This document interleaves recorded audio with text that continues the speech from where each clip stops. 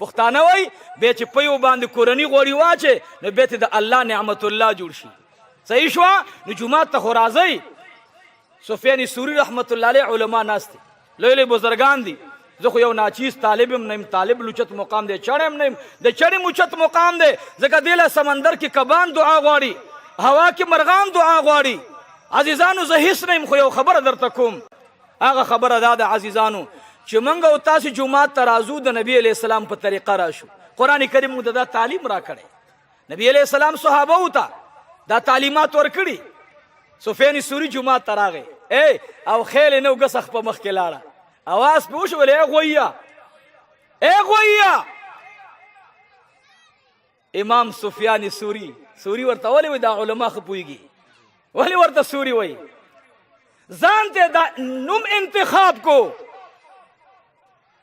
پښتانه ورته وایي ای غویي مولا. ځان ته د دې نوم انتخاب وکړو چې ماله به دې نه باز اواز ورته وشو چې غویه جومات ته ننوځي ګسخ په وروستو ګخیخ په وړاندې کا. ښه دی چې هغه اوازونه نه وي، ګنې دا چې موږ جومات ته ننوتلی هم دا اوازونه به کېدلی. موږ خو ډېر کمزوري ورونو. نو زما ډومبۍ خبره دا ده چې تاسو ډېر ښه خلق یې. دویم دا 7 قبیلې والا وی یا رسول الله موږ ناف تول کې کمزور یو. په خبره خو پوهېږي که نه؟ ګاونډي زموږ نه ناقرار دی. سرداري کونین ورته وفرمایل کله چې تاسې اودس کوئ ښه طریقې سره اودس کوئ. ښه د هغوی دا نه وایي چې موږ خو د اودس خبره نه ده کړې، اودس خو برابر کوو. بیا یې ورته وفرمایل چې کله د رب العالمین ته ودرېږئ نو رب العالمین ته داسې ودرېږي چې دا زما اخري ودرېدل دي، بیا پته لګي نه. داسې به وایي چې یا الله ته ما ګورې، زه تا ته ولاړ یم، زما او ستا په منځ کې بله رابطه نشته. هغه رابطه دا د الحمدلله رب العالمین. ټول تعریفونه الله رب العالمین لره دي. الرحمن الرحیم، هغه ذات چې رحمان او رحیم دی. مالک یوم الدین، باچا د ورځې د جزا دی. ایاک نعبد و ایاک نستعین.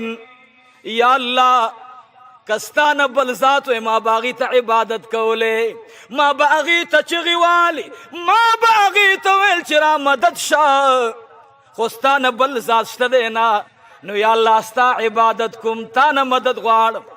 اهدنا الصراط المستقیم.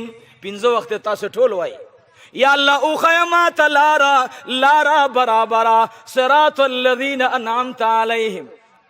لار ګوري هغه لار باندې زه چې خلق پې ډېر تلي. نو یا الله مونږ هغه لار نه غواړو چې خلق پې ډېر تلي خو په ګمراهۍ لاره تلي. نه الله د هغې خلقو لار راته وښیه چې تا پې د انعاماتو سلسله جاري ساتلې ده. د هغې خلقو لار راته وښیه. هغه څوک دي؟ النبیین والصدیقین والشهداء. په یو فاتحه کې تا که صحیح طریقې سره مونږ شروع کړو انشاء الله دغې مقام ته به ورسېږي. او بیا ورته وایي چې کله قرت خلاص شي، قرت به ورو وایي، او چې کله تاسې رکوع ته لاړ شئ نو په رکوع کې به داسې ودرېږئ چې ستاسې ملا اوږې او شاته حصه یو شان برابره راشي. نبي علیه السلام باقاعده یو صحابي ودرولو او ورته د مانځه طریقه ښیي. منځ ورته برابر کو، ډانچه برابره شوه، ورته وی لاړ شئ. بنو سعد قبیلې والا دا تپوس نه کوي چې یا رسول الله صلی الله علیه وسلم مونږ خو درخواست راوړی چې زموږ دا بیماري ختمه شي. سردار کونین وایي ځئ تاسې لاړ شئ. چې دوی لاړل ټولو کې مشوره وکړه چې په اودسونو باندې نظر ثاني واچوئ، اودسونه صحیح طریقې سره وکئ. اودسونه صحیح طریقې سره وشو. بیا د مانځه ټیم راغی، مونږ صحیح طریقې سره قیام وشو، بیا رکوع راغله، بیا سجده راغله. چې هر څه برابر شو. کله چې د ناب تول ځای راغی تله لاس کې ونیوله. چې کله چا ورته غنم راوړل، کجوري ورته راوړې، ورته وی ای د خدای بنده پرون دغه بوجۍ چې تا تللې وه 3 دړۍ ختلې وه، نن دې چې زمانه وتلله 4 دړۍ وختله. یا خو ته دوکه شولې یا زه دوکه شوی، مال مې ډېر راوړی. ورته وی هماغه بوجۍ ده، ما ته منځه ما ته اودس دا طریقه وښودله چې ستا د حق نه الله منې کړمه. ان الصلاة تنهى عن الفحشاء والمنکر، ان الصلاة تنهى عن الفحشاء والمنکر. مړه چې مونځ شو ان شاء الله. نو پښتون قوم باجرأته قوم دی، خو مانځه کې کمزورتیا ده، دا به ان شاء الله وباسو.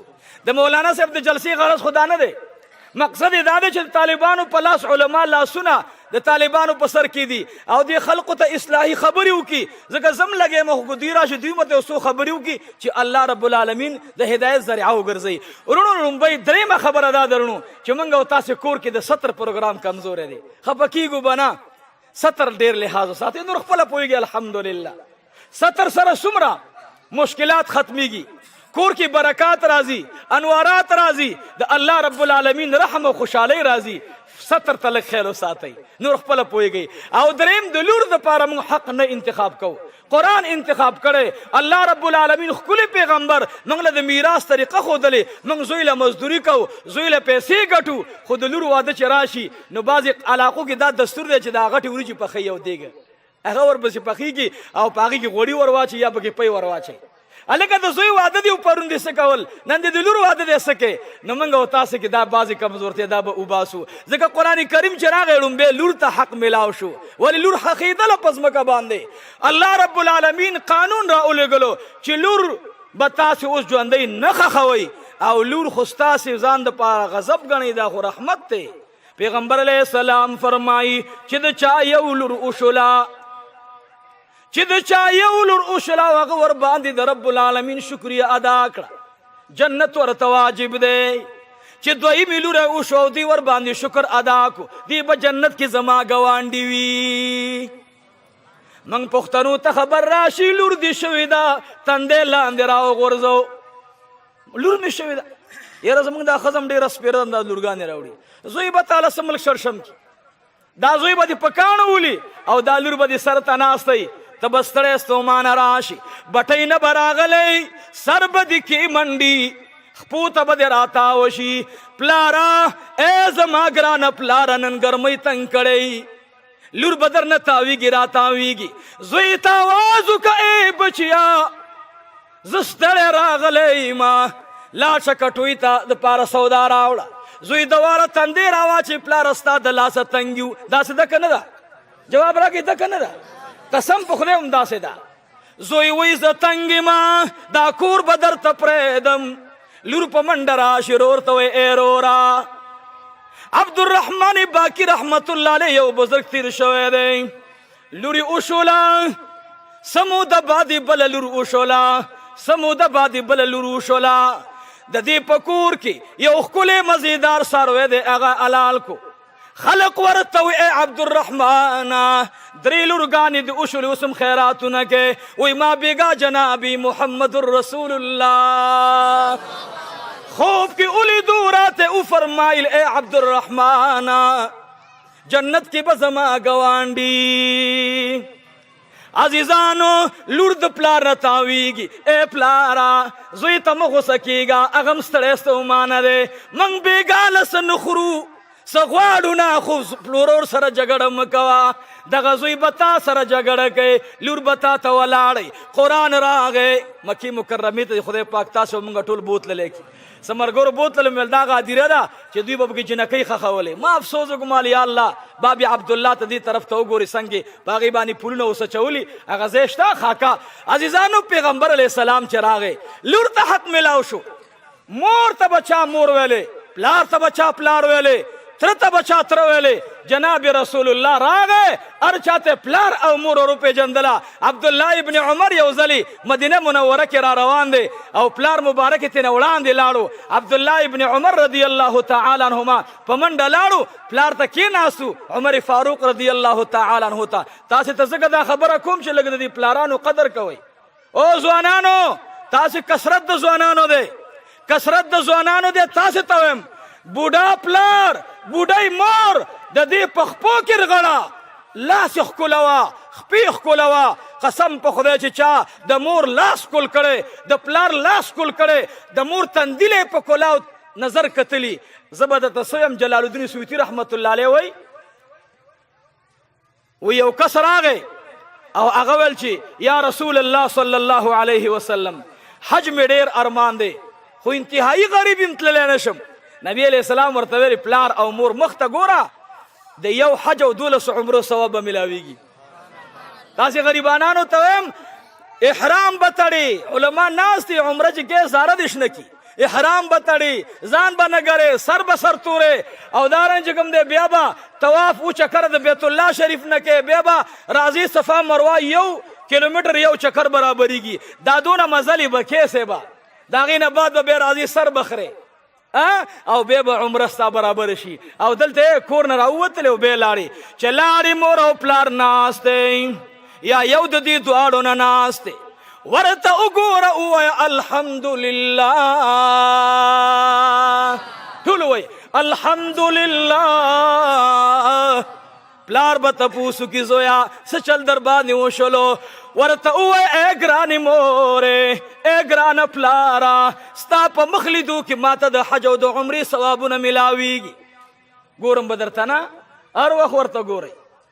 قسم په خدای که هیڅ هم یم هیڅ هم نه یم، خو چې دا خدای سره کړي 2 کاره مې نه دي پرېښودلي په ژوند کې.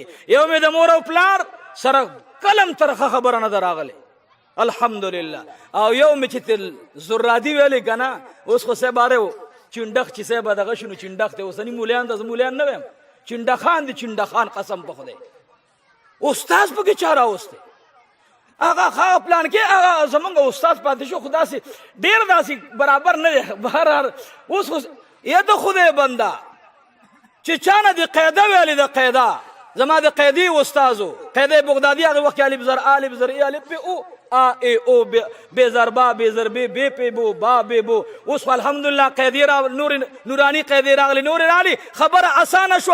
زما د هغه استاز زلاړم یو ځلې دا اوس عمرې ته تلم، د هغې دپاره نه طواف هېر شو، د شپې مې خوب کې ولیدلو، یو هغه یو سراج الدین شیخ صاحب، د دواړو طواف رانه هېر شو. زه هر یو استاز ته یو طواف کوم الحمدلله.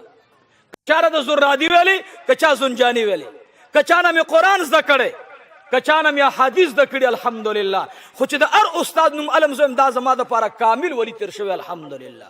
نو لومبۍ خبره طلباو ته مې د علماو استادانو قدر کوئ. امام ابو حنیفه رحمت الله علیه قسم په خدای چې دا دومره مقام منصب ورته میلاو دی د استادانو ادب یې کولو. منګه او تاسو ته الله ادب را نصیب کی. نو د مور او پلار لاس کولوي، د استاد لاس کولوي، استاد ادب کوي، د قران کریم ادب کوي، د جمعات ادب کوي. عالم را روان دی په لار باندې او ته ورته ودرېدلې، قسم په خدای پتا باندې به جنت الله رب العالمین واجب کی چې دا عالم دا د نبی وارث دی، عام سړی خو نه دی. منګه او تاسو علما را روان، موبایل ورته نه بندو، مړه تیر بشي. اوس مړه مليانو منګه بعد ته مليان وي، مليانو سخت تنګ کړیو، مليانو نه تنګ کړي، ملا خو دې پریدي نه، قبر کې وند سره دا ملا ولاړي ان شاء الله جنت ته به دا مولا برابرې. عزیزانو د قران کریم ادب، د مور او پلار ادب. زه ته خبره کوم، د دیوبند یو عالم تیر شوی، نو میرانه ذهن نه وسوتلو. سار راغه استاد ورته ودرېدلو، چې ودرېدو ورته بچیا لګ راشه، دا ګیره ورته خپل کو، دا تندې ورته خپل کو. شاګرد حیران دی چې حضرت استاد شیخ الحدیث ما ترا اوچتیږي او زما ګیره او تندې خولای. نو طالب کله به وجدا ما څه عمل کړي؟ طالب ورته وی حضرت جی ما کم یو عمل کړی دی چې تندې دې زما خپل کو، ګیره دې زما خپل کړلا. ورته وی ای بچیا تراته وی بیګا دې کوم عمل کړی دی؟ ورته وی ما هیڅ عمل نه دی کړی.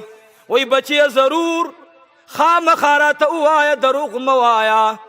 ورته وی حضرت جی بیګا مې چې لاړم زبا کله تلم، مور به مې ایښه وه، ما به ورته خپې کې منډلې، هغې کې به هغه اوده شوله.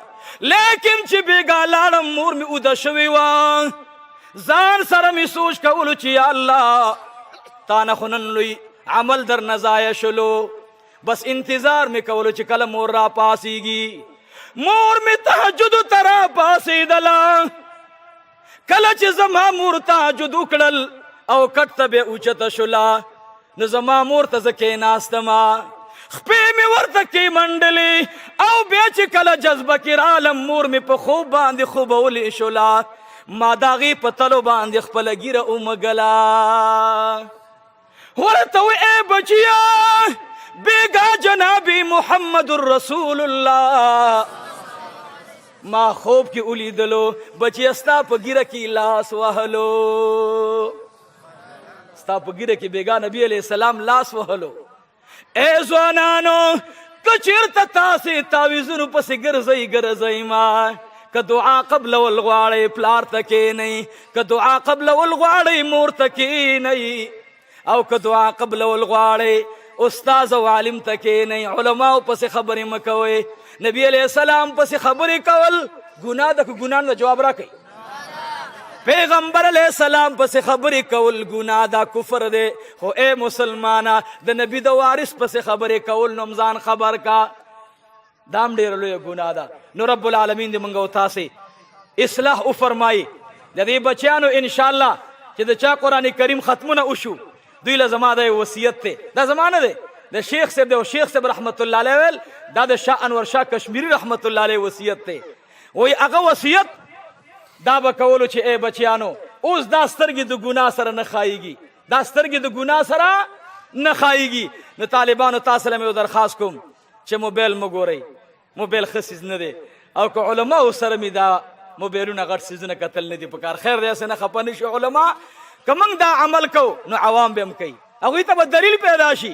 او موږ دا ضروري څیز دی، سره ضروري څیز دی نه، ضروري څیز نه دی. کم څیز باندې چې ګناه ډېره وي نیک عمل پې کم وي، نو بیا علما وي دا نیک عمل ورته پرېږده د ډېر بد عمل د وجې نه، ډېر بد عمل دی پکې. نورونو دا مې درخواست دی، انشاءالله وعده به کوو د مور او پلار قدر به کوو. لاسونه به راکوئ. الحمدلله. بس زما د تقریر خلاصه هم دا وه، د مور او پلار قدر به کوو، او دویم مونځ به انشاءالله برابر کوو د خیره سره. رکوع سجده سبحان ربی العظیم 3 ځلې ویل خو سنت د علما ناست دي، ولې ته دومره بېکاره سړی 2 ځلې وایه، څو ځلې وایه 2 ځلې وایه. او رکوع داسې مه کوه، داسې دې داسې رکوع ښه نیمه دلته ملا راوتي نیمه دلته نه، داسې رکوع کوه، داسې دا دې سټ دی او دا دې وروسته حصه ده، داسې برابر سبحان ربی العظیم وکړتې وایه چې امام پسې نه. او دارنګ چې کله بیا تللې سمع الله لمن حمده ربنا لك الحمد حمدا کثیرا طیبا مبارکا، که دا نشي ویلې ودرېږه لږ په اندازه د سبحان ربي العظیم چې 3 کرتې ویلی کېږي دومره اندازه ودرېږه. او بیا د هغې نه بعد چې سجدې ته لاړې سبحان ربي الاعلی، سبحان ربي الاعلی، دا څومره مبارک تندی دی چې هغه لوی ذات په سجده پروت دی. الحمدلله. نو ډېر ډېر وایه سبحان ربي الاعلی. چې بیا راوچت شي سجدې نه بعد دلته لږ کښېنه په اندازه د 3 ځلې سبحان ربي الاعلی. نو که دا وظیفه درځي رب اغفر لي خطیئتي 3 ځلې ووایه، مونځ انشاءالله برابر شي، مور او پلار به خوشحاله شي، کاروبار به برابر شي، انشاءالله بچي به د قرآن او سنت عاشقان جوړ شي. و آخر دعوانا الحمدلله رب العالمین.